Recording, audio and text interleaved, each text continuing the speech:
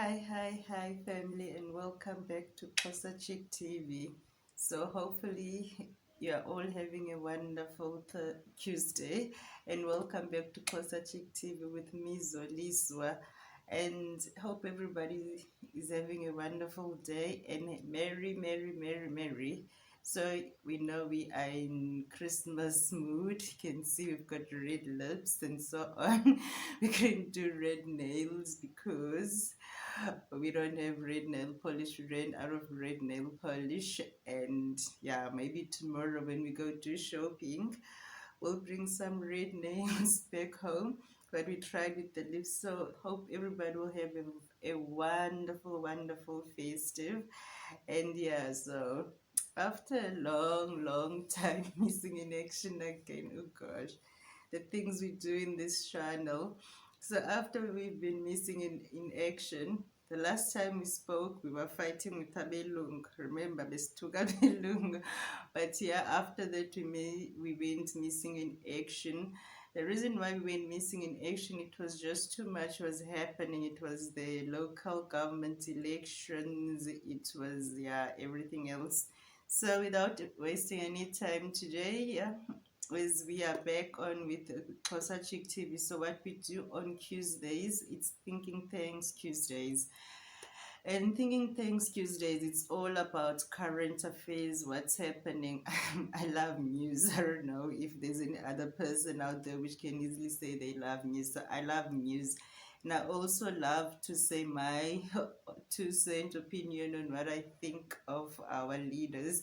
So doing this current affairs is kind of like my opinions of what I think, or news or stories which made the headlines for me, which I would like to share in my channel. So there's not really a certain order which news we do. It's just those news which kind of like headlines, but it's kind of like a bit difficult now. I need to come back to earth again because we've been missing in action and there's a lot which happened.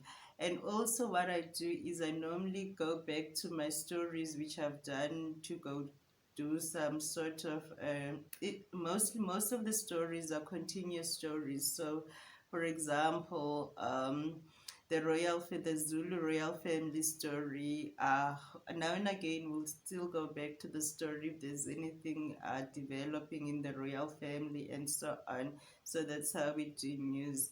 Because I don't like news whereby you just do news for the sake of what's trending. I kind of feel like news, it's an ongoing investigating journalism, unless maybe you're just reporting something which happened somewhere, or maybe they find, even if they find maybe something somewhere, they need to do a follow-up story. How did that end up there?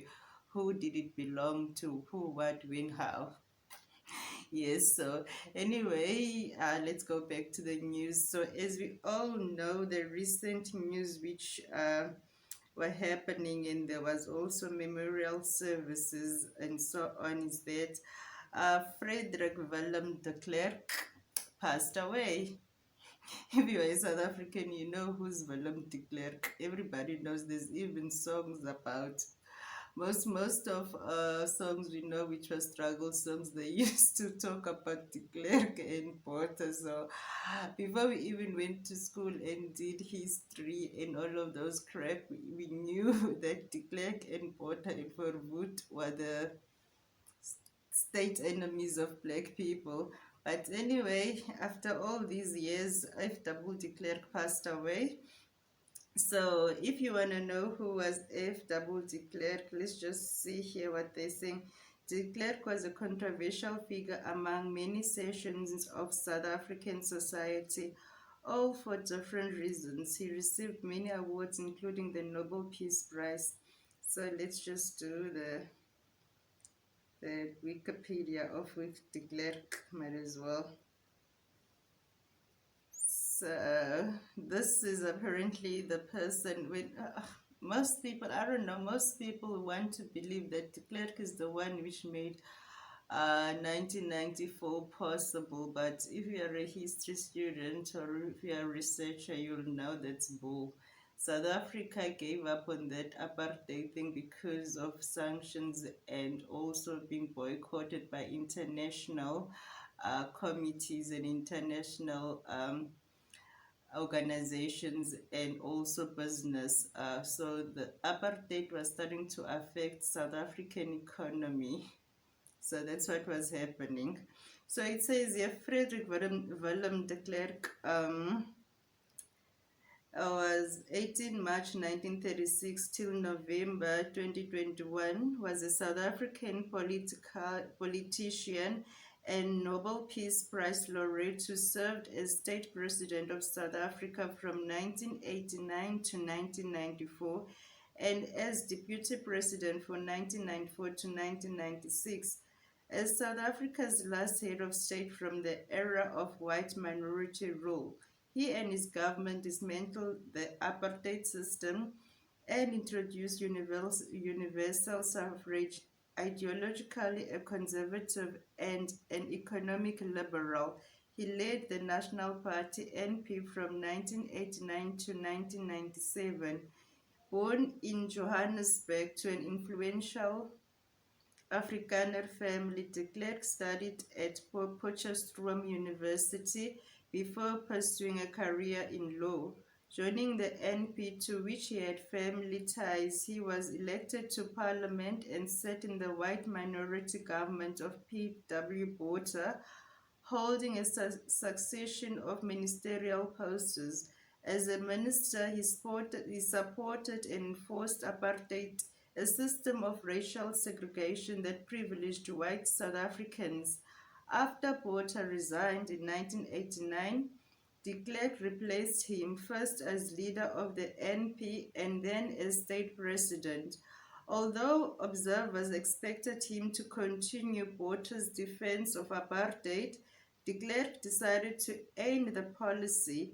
He was aware that growing ethnic animosity and violence was leading South Africa into a racial civil war. Amidst this violence, the state security forces committed widespread human rights abuses and encouraged violence between the Xhosa and Zulu people.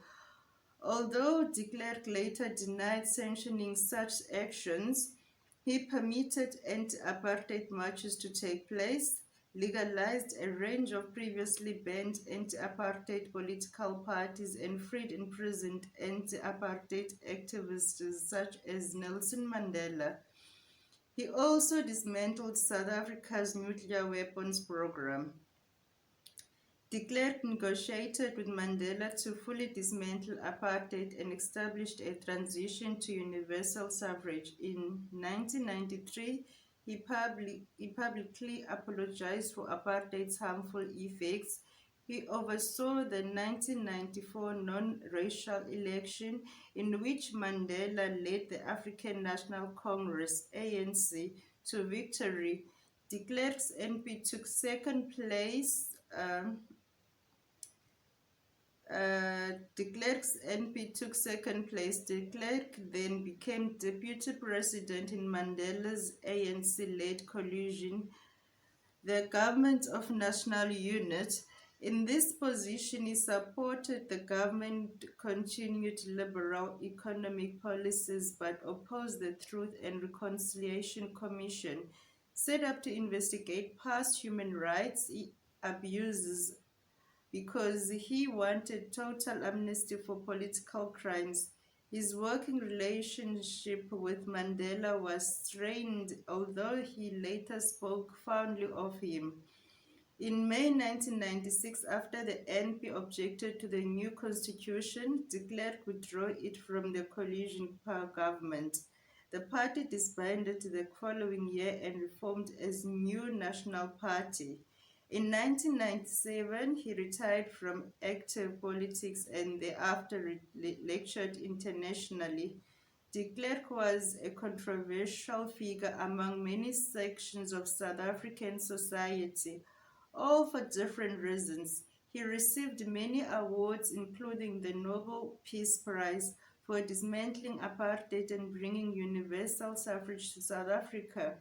Conversely, he received criticism from anti-apartheid activists for offering only a qualified apology for apartheid and for ignoring the human rights abuses by state security forces. He was also condemned by South Africa's white nationalists who contended that by abandoning apartheid he betrayed the interest of the country's white minority. Early life and education, childhood 1936 to 1954. F. W. de Klerk was born on 18 March 1936 in Mayfair, a suburb of Johannesburg. His parents were Johannes Jan de Klerk and Hendrina Cornelia Coetzee. Her forefather was Coetzee, who stems from Austria. He was his parents' second son, having a brother, Willem de Klerk, who was 8 years his senior. De Klerk's first language was Afrikaans, and the earliest of his distant ancestors to arrive in what is now South Africa did so in the late 1680s. De Klerk had a secure and comfortable upbringing, and his family had played a leading role in Afrikaner society. They had long-standing affiliations with South Africa's National Party. His paternal great-grandfather, Jan van Rooij, had been a senator, while his paternal grandfather, Willem, had been a clergyman who fought in the Second Boer War and stood twice unsuccessfully as a National Party candidate. His paternal aunt's husband was J.G. Strydom, a former prime minister. His own father, Jan de Klerk, was also a senator, served as the secretary of the National Party in Transvaal, president of the Senator for 7 years, acting state president, and as a member of the country's cabinet for 15 years under 3 prime ministers. In this environment, de Klerk was exposed to politics from childhood. He and family members would be encouraged to hold family debates. His more conservative opinions would be challenged by his brother Willem, who was sympathetic to the more liberal, enlightened faction of the National Party. Willem became a political analyst and later split from the National Party to found the Liberal Democratic Party. The name de Klerk is derived from Leclerc and de Klerk and is of French Huguenot origin, meaning clergyman or literate in Old French. De Klerk noted that he was also of Dutch descent with an Indian ancestor from the late 1690s or early 1700s. He was also said to have been descendant from the Khoi interpreter known as Kruta or Eva. I know this one. When de Klerk was 12 years old, the apartheid system was officially institutionalized by the South African government. His father had been one of its originators. He, therefore, was, according to his brother, one of a generation that grew up in the concept of apartheid. He was enculturated in the norms and values of Afrikaner society, including festivals like Kruger Day, loyalty to the Afrikaner nation, and stories of the age of injustice that the Afrikaner faced under the British. He was brought up in the Haaaappppyyy, Kerk, the smallest and most socially conservative of South Africa's 3 Dutch Reformed churches.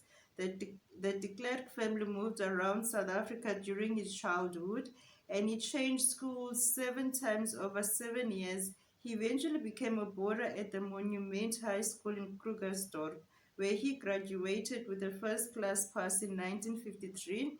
He was nevertheless disappointed not to get the 4 distinctions he was hoping for. University and legal career. Between 1954 and 1958, de Klerk studied at Potchefstroom University, graduating with both a Bachelor of Arts and a Bachelor of Law. He later noted that during his legal training, he became accustomed to thinking in terms of legal principle. While studying there, he became editor of the student newspaper, vice chair of the student council, and a member of the Afrikaanse Studentenbond, a large South African youth movement. National Executive Council at university. He was initiated into the Burda Bund, a secret society for the African social elite. As a student, he played both tennis and hockey and was known as something of a ladies' man. At the university, he began a relationship with Marika Willemster, the daughter of a professor at the University of Pretoria. The couple married in 1959 when de Klerk was 23 and his wife 22. After university, de Klerk pursued a legal career, becoming an articled clerk with the firm Pelser in Klerksdorp. Relocating to Pretoria, he became an articled clerk for another law firm, Mark Roberts. In 1962, he set up his own law partnership in Vereniging Transvaal, which he built into a successful business over 10 years. During this period, he involved himself in a range of other activities. He was the national chair of the Junior Rapporteurs for 2 years and chair of the Law Society of Val Triangle. He was also on the council of the local Technicon, on the council of his church, and on a local school board. Early political career. In 1972, his alma mater offered him a chair in its law faculty, which he accepted. Within a matter of days, he was also approached by members of the National Party who requested that he stand for the party at Vereniging. De Klerk's candidature was successful, and in November, he was elected to the House of Assembly. There, he established a reputation as a formidable debater. He took on a number of roles in the party and government. He became the information officer on the Transvaal National Party, responsible for its propaganda output, and helped to establish a new National Party youth movement. He joined various party parliamentary study groups, including those on the Bantustans, Labor, Justice, and Home Affairs. As a member of various parliamentary groups, de Klerk went on several foreign visits to Israel, Germany, the United Kingdom, and United States. It was in the latter, in 1976, he observed what he later described as the pervasive racism of US society, later noting he saw more racial incidents in 1 month there than in South Africa in a year. In South Africa, de Klerk also played a senior role in 2 selective committees, one formulating a policy on opening hotels to non-whites and the other formulating a new censorship law that was less strict than the one that had preceded it.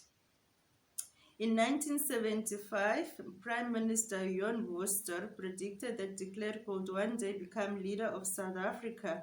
Vorster planned to promote de Klerk to the position of a deputy minister in January 1976, but instead the job went to Andries Dreiernicht.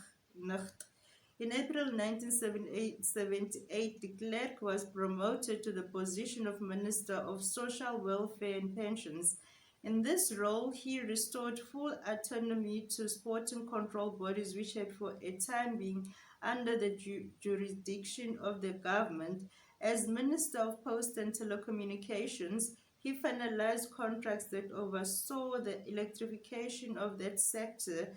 As Minister of Mining, he formalized a policy on coal exports and the structuring of Eskom and the Atomic Energy Corporation. He then became Minister of the Interior. He oversaw the repeal of the Mixed Marriages Act. In 1981, de Klerk was awarded the Decoration for Meritorious Service for his work in the government. As Education Minister between 1984 and 1989, he upheld the apartheid system in South Africa's schools and extended the department to cover all racial groups. For most of his career, de Klerk had a very conservative reputation and was seen as someone who would obstruct change in South Africa. He had been a forceful proponent of apartheid system of racial segregation and was perceived as an advocate of the white minority's interests. While serving under P.W. Botha, government, de Klerk was never part of Botha's inner circle. State presidency. P.W. Botha resigned as leader of the National Party after an apparent stroke, and de Klerk defeated Botha's preferred successor, Finance Minister Barend du Plessis, in the race to succeed him. On the 2nd of February 1989, he was elected leader of the National Party. He defeated main rival Barend du Plessis to the position by a majority of 8 votes, 69 to 61. Soon after, he called for the introduction of a new South African constitution, hinting that it would need to provide greater concession to non-white racial groups. After becoming party leader, de Klerk extended his foreign contacts. He traveled to London, where he met with British Prime Minister Margaret Thatcher. Although she opposed the anti-apartheid movement's call for economic sanctions against South Africa, at the meeting she urged de Klerk to release the imprisoned anti-apartheid activist Nelson Mandela. He also expressed a desire to meet with representatives of the U.S. government in Washington, D.C., although American Secretary of State James Baker informed him that the U.S. government considered it imprudent to have de Klerk meet with President George H.W. Bush. Becoming state president. Botha resigned on 14 August 1989, and de Klerk was named acting state president until 20 September, when he was elected to a full 5-year term as state president. After he became acting president, ANC leaders spoke out against him, believing that he would be no different from the predecessors. He was widely regarded as a staunch supporter of apartheid. The prominent anti-apartheid activist Desmond Tutu shared his assignment, stating, open quote, "I don't think we've got to even begin to pretend that there is any reason for thinking that we are entering a new phase. It's just a musical chairs." Tutu and Ellen Busak had been planning a protest march in Cape Town, which the security chiefs wanted to prevent. De Klerk nevertheless turned down their proposal to ban it, agreeing to let the march proceed and stating that the door to a new South Africa is open. It is not necessary to batter it down.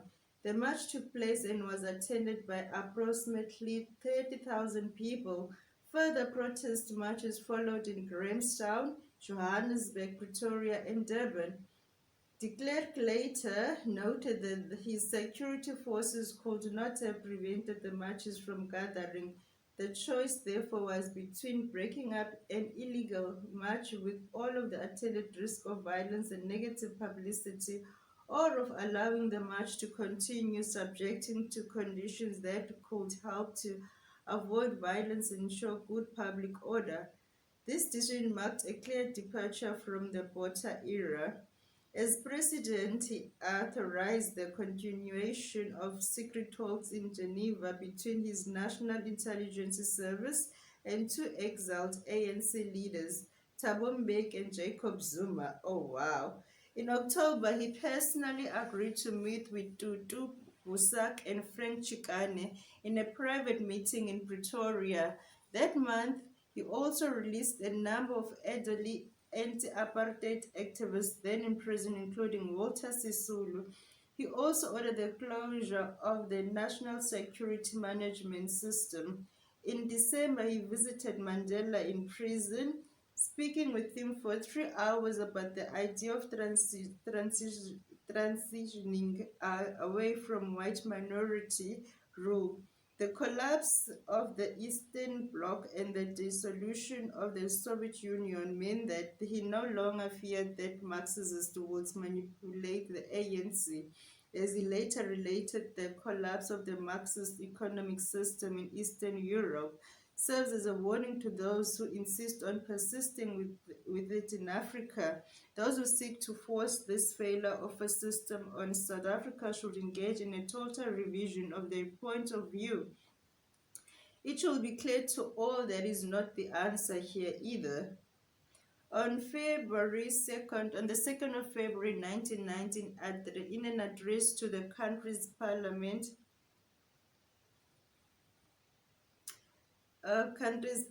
he introduced plans for sweeping reforms of the political system. A number of banned political parties, including the ANC and Communist Party of South Africa, would be legalized, although emphasized that this did not constitute an endorsement of their socialist economic policies nor of violent actions carried out by their members. All of those who were imprisoned solely for belonging to a banned organization will be freed, including Nelson Mandela. The letter was released a week later. He also announced the lifting of the Separate Amenities Act of 1953, which governed the segregation of public facilities. The vision set forth in de Klerk's address was for South Africa to become a Western-style liberal democracy with a market-oriented economy which valued private enterprise and restricted the government's role in economics. De Klerk later related that that speech was mainly aimed at breaking our stalemate in Africa and the West. Internationally, we were teetering on the edge of the abyss. Throughout South Africa and across the world, there was astonishment at de Klerk's move. Foreign press coverage was largely positive, and de Klerk received messages of support from other governments. Tutu said that it's incredible, give him credit, give him credit, I do. Some black radicals regarded it as a gimmick and that it would prove to be without substance. It also received negatively by some on the white right wing, including in the Conservative Party, who believed that de Klerk was betraying the white population. De Klerk believed that the sudden growth of the conservatives and other white right-wing groups was a passing phase reflecting anxiety and insecurity. These white right-wing groups were aware that they would not get what they wanted through the forthcoming negotiations, and so increasingly tried to derail the negotiations using revolutionary violence.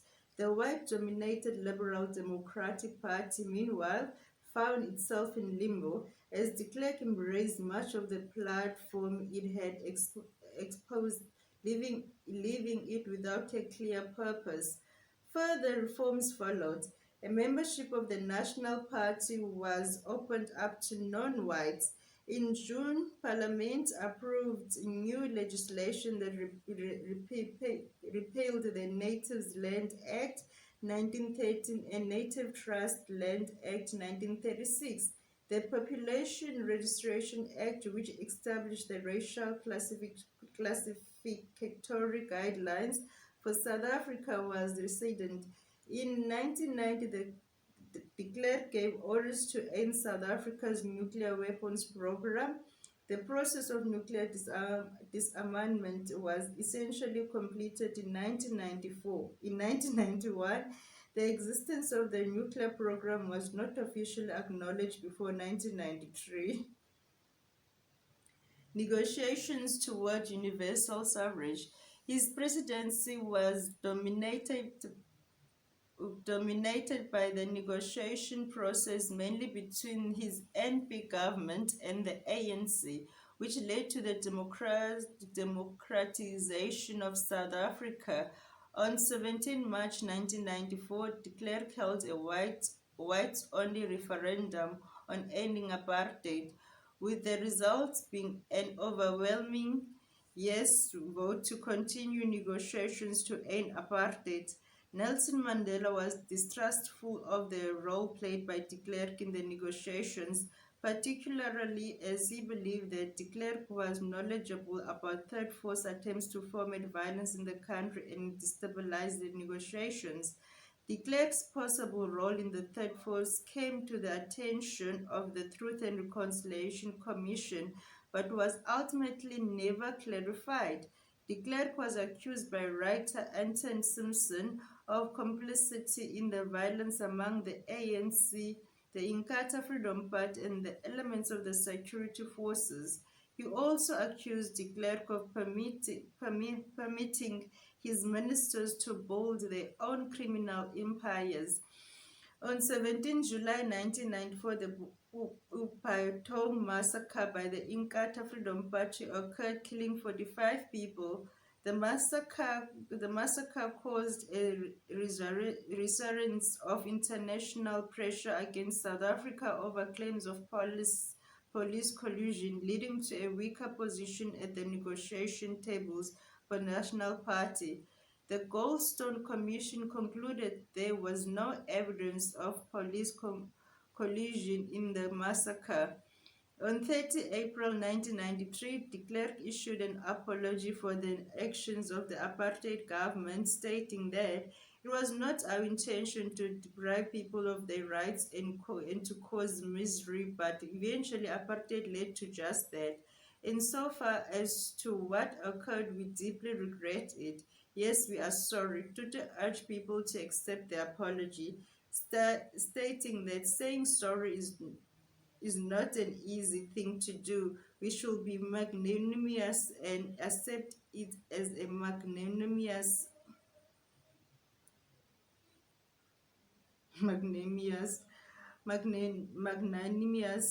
act. Although Tutu was privately frustrated that de Klerk's apology had been qualified and had not gone so far as to call apartheid intrinsically evil policy. De Klerk authorized the raids on Mthatha against suspected Azanian People's Liberation Army APLA fighters on 8 October 1993 that killed three teenagers and two 12-year-olds. The Minister of Defense said the raid had been undertaken to preempt attacks by APLA on civilians and that of the victims had brandished a weapon. The Truth and Reconciliation Commission concluded the raid concluded that the raid was a gross violation of human rights. On 10 December 1993, de Klerk and Mandela were jointly awarded the Nobel Peace Prize in Oslo for their work in ending apartheid. South Africa held its first universal elections in 1994 from 26 to 29 April. The ANC won the election with 62%, while the National Party received 20%. De Klerk became deputy president in National Unity Government under Nelson Mandela. Deputy President de Klerk had been unhappy that changes had been made to the inauguration ceremony, rendering it multi-religious rather than reflecting the newly elected leader's particular domination. When he was being sworn in and the chief judge said, "So help me God," de Klerk did not repeat this, instead stating in Afrikaans, "So help me the Trina God, Father, Son, and Holy Spirit." Mandela appointed de Klerk's finance minister, Derek Case, and retained Chris Stolz, a former member of the Broader Bond, as the head of the central bank. De Klerk supported the coalition's economic policies, stating that it accepted a broad framework of responsible economic policies. De Klerk's working relationship with Mandela was often strained, with the former finding it difficult adjusting to the fact that he was no longer president. De Klerk also felt that Mandela deliberately humiliated him, while Mandela found de Klerk to be needlessly provocative in cabinet. One dispute occurred in September 1995 after Mandela gave a Johannesburg speech criticizing the National Party. Angered, de Klerk avoided Mandela until the latter requested they meet. The two ran into each other and they publicly argued in the streets. Mandela later expressed regret for their disagreement but did not apologize for his original comments. De Klerk was also having problems from within his own party, some of whose members claimed that he was neglecting the party while in the government. Many in the National Party, including many members of its executive committee, were unhappy with the other parties agreed upon new constitution in May 1996. The party had wanted the constitution to guarantee that it will be represented in the government until 2004, although it did not do so. On 9 May, de Klerk withdrew the National Party from the coalition government. The decision shocked several of his 6 fellow African cabinet colleagues. Pete Botha, for example, was left without a job as a result. Rolf Meyer felt betrayed by de Klerk's act, while Leon Wessels thought that de Klerk had not tried hard enough to make the coalition work. De Klerk declared that he would lead the National Party in vigorous opposition to Mandela's government to ensure a proper multi-party democracy, without which there may be a danger of South Africa lapsing into African pattern of one-party states. The Truth and Reconciliation Commission. Okay. In de Klerk's view, his greatest defeat in the negotiations with Mandela had been his inability to secure a blanket amnesty for all those working for the government or state during the apartheid period. De Klerk was unhappy with the formation of the Truth and Reconciliation Commission, TRC. He had hoped that the TRC would be made up of an equal number of individuals from both the old and the new governments, as there had been in the Chilean Human Rights Commission. Instead, the TRC was designed to broadly reflect the wider diversity of South African society and contained only 2 members who had explicitly supported apartheid, one a member of a right-wing group that had opposed de Klerk's National Party. De Klerk did not object to Tutu's being selected as the TRC's chair, for he regarded him as a politically independent of Mandela's government, but he was upset that the white Progressive Party MP Alex Borena had been selected as its deputy chair, later saying of Borena, beneath an urban and deceptively affable exterior beat the heart of a zealot and an inquisitor. De Klerk appeared before the TRC hearing to testify for Flag Plus commanders who were accused of having committed human rights abuses during the apartheid era.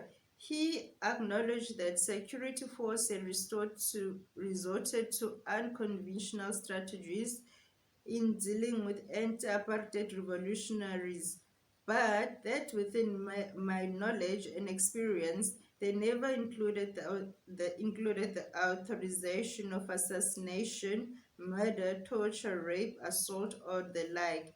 After further evidence of said abuses was produced by the commission, de Klerk stated that he found the revelations to be as shocking and as abhorrent as anybody else, but insisted that he and other senior party members were not willing to accept responsibility for the criminal actions of a handful of operatives, stating that their behavior was not authorized, not intended by his government, given the widespread and systematic nature of the abuses that had taken place, as well as states by security officers that these actions had been sanctioned by higher-ranking figures. Tutu questioned how de Klerk and other government figures could not have been aware of them. Tutu had hoped that de Klerk or other senior white political figure from the apartheid era would openly accept responsibility for the human rights abuses, thereby allowing South Africa to move on. This was something that de Klerk would not do. The TRC found de Klerk guilty of being an accessory to gross violation of human rights on the basis that, as state president, he had been told that P.W. Botha had authorized the bombing of Xhosachick House but had not revealed this information to the committee. De Klerk challenged the TRC on this point and it backed down. When the final TRC report was released in 2002, it made a more limited accusation that de Klerk had failed to give full disclosure about events that took place during his presidency, and that in view of his knowledge about the Hotzo House bombing, his statement that none of his colleagues had authorized gross human rights abuses was indefensible. In his later autobiography, de Klerk acknowledged that the TRC did significantly damage to his public image. Later life, in 1997, de Klerk was offered the Harper Fellowship at Yale Law School. He declined, citing protests at the university. De Klerk did, however, speak at Central Connecticut State University the day before his fellowship would have begun. In 1999, de Klerk and his wife of 38 years, Marika de Klerk, were divorced following the discovery of his affair with Elita Georgiades, then the wife of Georgiades, a Greek shipping tycoon who had allegedly given de Klerk and the NP financial support. Soon after his divorce, de Klerk and Georgiades were married. His divorce and remarriage scandalized conservative South African opinion, especially among the Calvinist Afrikaners. In 2000, his autobiography, The Last Trek, A New Beginning, was published. In 2002, following the murder of his former wife, the manuscript of her own autobiography, A Place Where the Sun Shines Again, was submitted to de Klerk, who urged the publishers to suppress a chapter dealing with his infidelity. In 2000, de Klerk established the pro-peace F.W. de Klerk Foundation, of which he was the chairman. De Klerk was also chairman of the Global Leadership Foundation, headquartered in London, which he set up in 2004, an organization which works to support democratic leadership, preventing and resolve conflict through mediation, and promote good governance in the form of democratic institutions, open markets, human rights, and the rule of law. It does so by making available discreetly and in confidence the experience of former leaders to today's national leaders. It is a not-for-profit organization composed of former heads of government and senior governmental and international organization officials who work closely with heads of government on governance-related issues of concern to them. On 3rd December 2001, Marika de Klerk was found stabbed and strangled to death in her Cape Town flat. De Klerk, who was on brief visit to Stockholm, Sweden, to celebrate the 100th-year anniversary of the Nobel Prize Foundation, immediately returned to mourn his dead ex-wife. The atrocity was reportedly condemned strongly by South African President Thabo Mbeki and Winnie Mandela, among others, who openly spoke in favor of Marika de Klerk. On 6 December, 21-year-old security guard Luyanda Boniswa was arrested for the murder on 15 May 2003. He received 2 life sentences for murder, as well as 3 years for breaking into Marika de Klerk's apartment.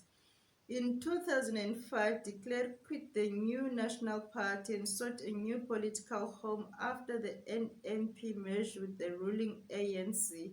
That same year, while giving an interview to U.S. journalist Richard Stingler, de Klerk was asked whether South Africa had turned out the way he envisioned it back in 1990. His response was, "There are a number of imperfections in the new South Africa where I would have hoped that things would be better, but on balance, I think we have basically achieved what we set out to achieve. And if I were to draw balance sheets on where South Africa stands now, I will say that the positive outweighs the negative by far.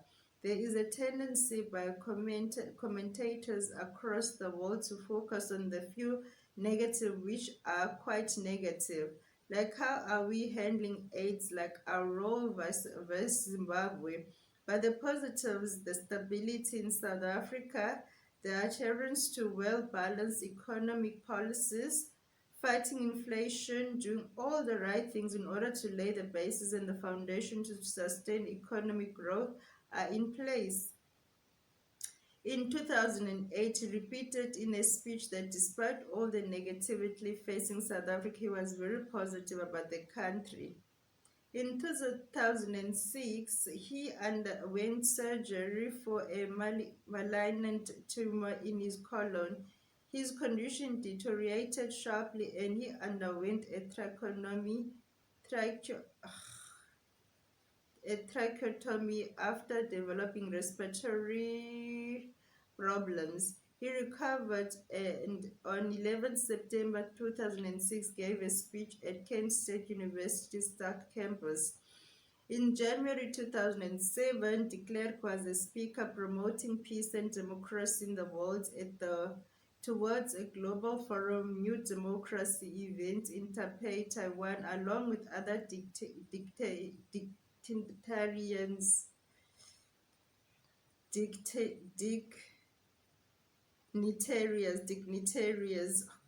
dignitaries, including Poland's Lech Walesa and Taiwan's then President Xin Shu-bian.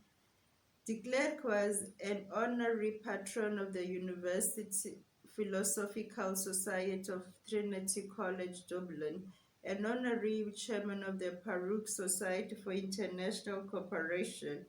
He also received the Gold Medal for Outstanding Contribution to Public Discourse from the College Historical Society of Trinity College, Dublin, for his contribution to ending apartheid. De Klerk was also a member of the advisory board of Global Panel Foundation, based in Berlin, Copenhagen, New York, Prague, Sydney, and Toronto, founded by the Dutch entrepreneur Bas Spijbroek in 1988 with the support of Dutch billionaire Frans Lofenek and former Dutch Foreign Minister Hans van der Broek. The Global Panel Foundation is known for its behind-the-scene work in public policy and the annual presentation of the Hanno R. Ellenbogen Citizenship Award within the Prague Society for International Cooperation. De Klerk was a member of the advisory board of the World Minds Foundation, based in Switzerland. World Minds is known for establishing close personal ties between leaders in government, science, and business. After the inauguration of Jacob Zuma as South Africa's president in May 2000, de Klerk said he was optimistic that Zuma and his government can confound the prophets of doom. In a BBC interview broadcast in April 2012, he said he lived in an all-white neighborhood. He had 5 servants, 3 colored and 2 black. We are one great big family together. You have the best of relationships. About Nelson Mandela, he said, when Mandela goes, it will be a moment when all South Africans put away their political differences. We'll take hands and we'll together honor maybe the biggest known South African that had ever lived. Upon hearing of the death of Mandela, de Klerk said, he was a great unifier and a very, very special man in this regard. Beyond everything else he did, the emphasis on reconciliation was his biggest legacy. He attended the memorial service for him on 10 December 2013. In 2015, de Klerk wrote to the Times newspaper in UK criticizing a campaign to remove a statue of Cecil Rhodes from Oriel College, Oxford. He was subsequently criticized by some activists who described it as ironic that the last apartheid president should be defending a statue of a man labeled by critics as the architect of apartheid. South Africa's far-left economic freedom fighters called for him to be stripped of his Nobel Peace Prize. In 2020, de Klerk told an interview that the description of apartheid as a crime against humanity was and remains an agitprop project initiated by the Soviets and the ANC-SACP allies to stigmatize white South Africans by associating them with genuine crimes against humanity. This generated controversy in South Africa and further calls for the removal of his Nobel Prize. The Klerk's Foundation retracted his statement several days later. Ills and death. Oh, this is love. This guy had a life, but this is good because it did work for his time. Oh, my light is going for now. We're almost finished. Oh, sorry. Illness and death on what am I keep on saying on May? On March 2021, it was announced that de Klerk had been diagnosed with mesothelioma. I hope I'm saying it right. I'm so bad with scientific biological words. Just under 8 months later, on 11 November, he died from complications of the disease in his sleep at his home in Cape Town. At the age of 85, he was the last surviving state president, the state president of South Africa. After his death, a video message from the de Klerk was released from FW de Klerk Foundation, apologizing without qualification for the harm caused from apartheid and pleads that the government and all South Africans would embrace the constitution in a balanced manner, but also promoting economic growth, guide independence, and the court's impartiality, as well as addressing non-racialism and non-discrimination in South Africa. On 16 November 2021, President Cyril Ramaphosa declared a 4-day mourning period for de Klerk and ordered for all of the national South African flags to fly at half-mast from 17 November to 21 November as a mark of respect, though the de Klerk family determined that they would have a private cremation and funeral. The South African government agreed to hold a state memorial service for de Klerk in which government leaders of political parties and representatives of civil societies will participate at a later date. How far are we? Phew. This guy had a life. Okay.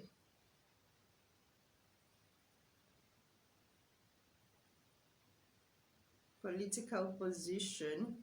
De Klerk was widely regarded as a political conservative figure in South Africa. At the same time, he was flexible rather than dogmatic in his approach to political issues. He often hedged his bets and sought to accommodate divergent perspectives, favoring compromise over confrontation. Within the National Party, he continually strove for unity, coming to regard it, according to his brother, as a party man, a veritable Mr. National Party, to stand defections from the right-wing end of the National Party. He made ultra-conservative noises. This general approach led to the perception that he was trying to be all things to all men. De Klerk stated that within the party, he never formed part of a political school and I deliberately kept out of the cliques and formats of the enlightened and conservative factions in the party. If the policy I propounded was ultra-conservative, then that was the policy. It was not necessarily I who was ultra-conservative. I saw my role in the party as that of an interpreter of the party's real media and policy at any stage. De Klerk stated that the silver thread throughout my career was my advocacy of National Party policies in all its various formulations. I refrained from adjusting that policy or adapting it to my own liking or convictions. I analyzed it as it was formulated to the letter. So much of his career, de Klerk believed in apartheid and its system of racial segregation. According to his brother, de Klerk underwent a political convention that took him from supporting apartheid to facilitating its demolition. This change was not a dramatic event, however, but was built on pragmatism. It evolved as a process. He did not believe that South Africa would become a non-racial society, but rather sought to build a non-racist society in which ethnic divisions remained. In his new view, I do not believe in the existence of anything like a non-racial society in the literal sense of the word, citing the example of the United States and United Kingdom, where there was no legal racial segregation, but that distinct racial groups continue to exist. De Klerk accepted the principle of freedom of religion, although still believed that the state should promote Christianity. De Klerk wrote in opposition to gender-based violence, arguing that holding perpetrators accountable, irrespective of how long ago the crime was committed, is essential to stamping out impunity and preventing future atrocities. Personality and personal life.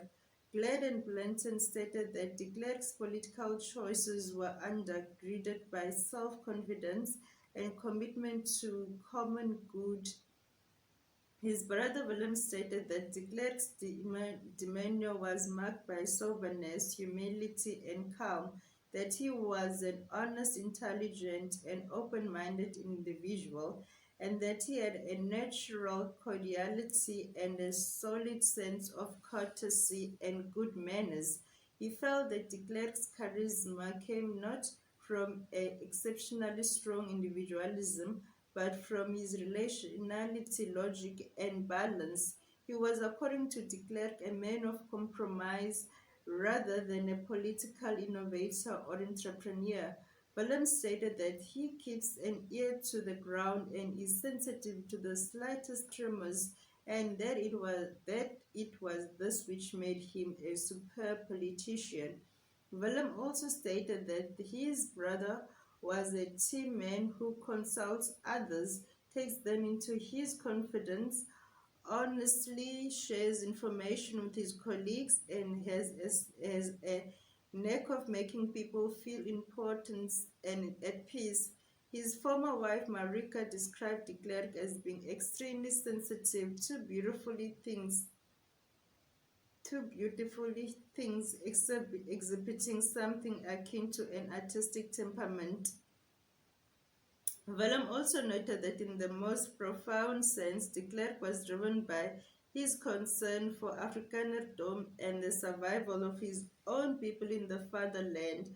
De Klerk was deeply upset that many Afrikaners did not realize that his reform to dismantle apartheid were carried out with the intention of preserving a future for the Afrikaner in South Africa. With Marika de Klerk had three children: Susan, who became a teacher; John, who became a farmer in Western Transvaal; and Willem, who went to public relations. Willem stated that de Klerk had a close relationship with his three children, and that he was a loving man who hugs and cuddles. De Klerk was a heavy smoker but gave up smoking towards the end of 2005. He also enjoyed a glass of whiskey or wine while relaxing. He enjoyed playing golf and hunting, as well as going to brisk walks. Glad and Reception and Legacy. Glad and Blanton stated that de Klerk, along with Mandela, accomplished the rare feat of bringing about systemic revolution through peaceful means. His brother noted that de Klerk's role in South Africa was to dismantle more than 3 centuries of white supremacy, and that in doing so, his was not a role of white surrender, but a role of white conversion to a new role in society. In September 1990, Potchefstroom University awarded de Klerk an honorary doctorate. South Africa's Conservative Party came to regard him as its most hated adversary. I shame. So that's the story of Willem de Klerk. So it's very interesting, if I must say. It's a very interesting story, if I must say, because this, now that you get to hear his history, you understand that somebody from the white people had to do it. Somebody from the white people had to had to start the movement, because if he just came into and became as like just like his previous successor, as it says here, then maybe there wouldn't even have been negotiations.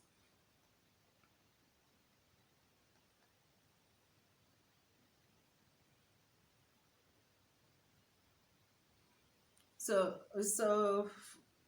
some way somehow, but this guy was well educated, I must say.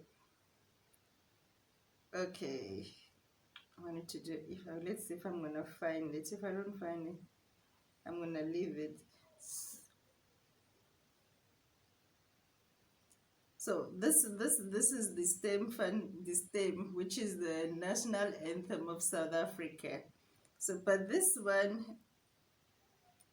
I always wondered why the Afrikaans version, it's it's different. So if you ever went to a colored school, you should know this stem, the whole stem, not that part in the new South Africa. So we're gonna sing this stem now. Eighty blow van ons hemel, eighty diepte van ons Heer, oor ons ewige gebeurtes, wat die kroon sy antwoord gee. Deur ons verlaat vlaktes met die kruin van ons ver, rees die stem van ons geliefde, van ons land Suid-Afrika. Ons sal antwoord op jou. Oh, I remember now, okay. Ons sal antwoord op jou roepstem, ons sal offer wat jy vra. Ons sal lewe, ons sal sterwe, ons vir jou Suid-Afrika. So we did pay good tribute to Willem de Klerk. We try. So people, without wasting any time, so today we're just saying bye bye bye bye bye, goodbye bye bye bye to Willem de Klerk. That's wish paying our respect to the man.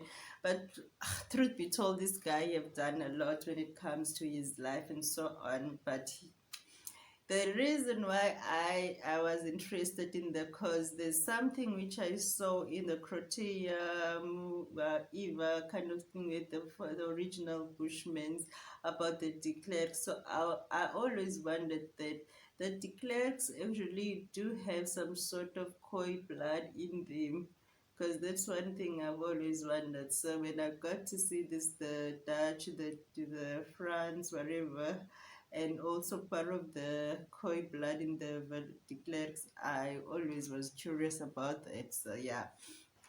So in some way, somehow, you might understand that I'm not trying to take side, but people, if you understand what was happening in the Cape after Jan van Riebeeck got here, there was a lot of different people which came. Some were Frenchmen, some were German, some were every white man which wanted to make the, some are not even coming to the Cape, they were just passing, going to India. So the Cape was a half station. So whichever comes here, and that time it was normal for white people to come rape the Khoi women, or if it ever happened, have relationship with them. But it was normal for a man to make a woman pregnant and then leave because he was not stable here.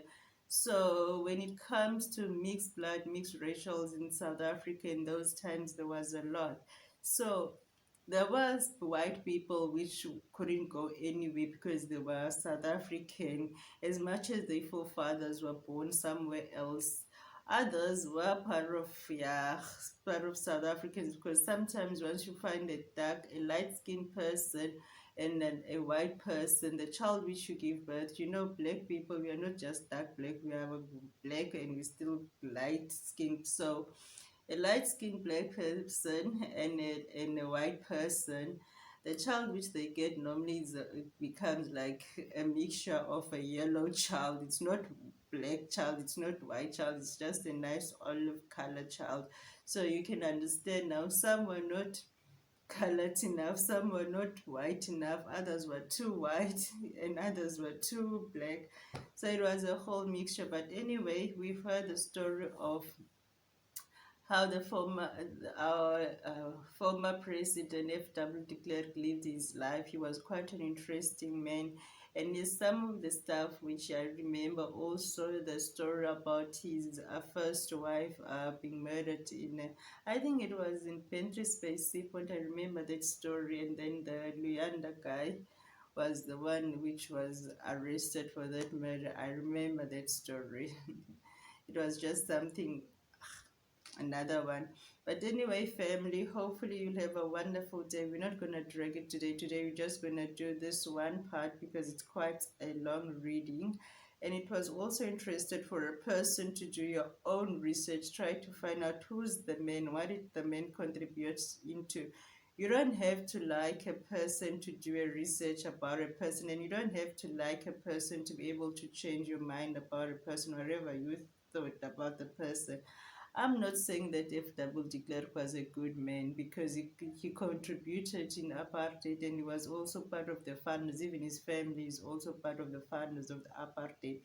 But all I'm saying, must have taken a lot out of him as a white man, whereby all white people are looking at him to continue the legacy of apartheid, for him to decide that I'm going to stop. Because now when we get to him, we hated him as black people, obviously, and most of the minority white people, the minority people, white people, hated him as well. The conservatives hated him because they kind of feel like he was unfair to stop whatever was working for them, to say, oh, let's talk now, let's unite.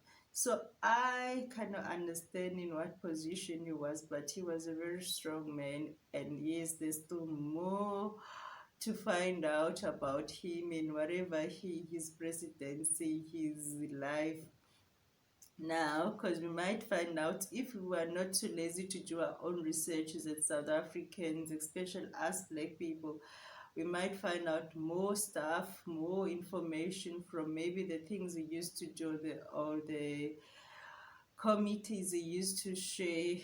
So yeah. Anyway, family, it was quite an interesting read. Hopefully you like what you hear, and if you do, please don't forget to comment, share, like this channel. So hopefully we are back now, and we're not gonna push it too much today. As we say, we said a lot. De Klerk was quite an interesting guy. He was been there during apartheid. He was friends with your Farvoet, with your Bottas. He was friends with your Mandelas, with your Tutus. Maybe not that good friends, but he's been there. He saw it all. So yeah. So all I'm saying to so for me, I understand sometimes doing the right thing it's hard, because somebody's born not to like you. If you do the right thing, trying to please somebody, and the ones which are not pleased are gonna hate you. So doing the right thing sometimes is just hard. Anyway, family, thank you. We back. Hopefully we'll keep on working hard. And Merry Christmas, Merry Christmas. No, we're singing. What? We're still singing. Oh, die blauwe ons hemel, hey, die diepte van ons ziel. Imagine. Bye, family. Hope you all have a wonderful evening.